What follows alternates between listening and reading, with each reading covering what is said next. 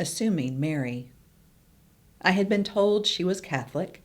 The face sheet in her chart had the word in big block letters under religious preference. I had not been able to reach her family by phone before I was required to visit, and had only been able to leave a voicemail message for her daughter. Per Medicare regulations, a patient must be assessed by each discipline within 5 days of admission. I prefer to have as much information as possible, especially when a patient is largely non-responsive, as I was told this patient was when she was admitted to hospice services. Family, friends, and facility staff are the best sources of information. I depend on them to tell me as clearly as possible what does and does not provide them spiritual comfort. I never want to assume, and I especially never want to be disrespectful of their beliefs. I interviewed staff about what they knew about her and what appeared to them to give her the most peace.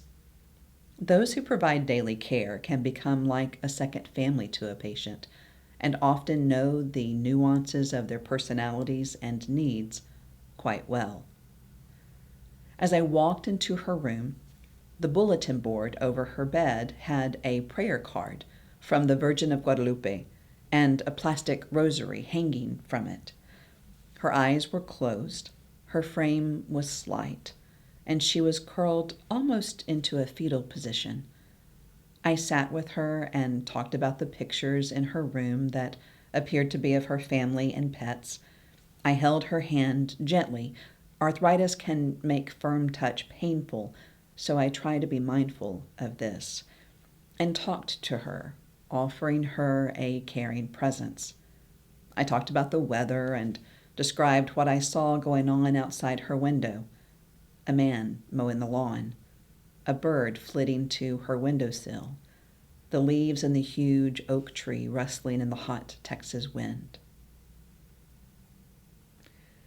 Before I left, I said the Our Father, the Catholic version of what Protestants call the Lord's Prayer, and was pleasantly surprised when she appeared to rouse a bit, eyes still closed, and mouthed most of the words to whisper the prayer with me.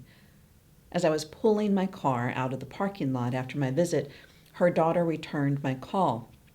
I was grateful to be able to share with her that her mother had responded enough to say the prayer. There was a long silence on the other end of the line.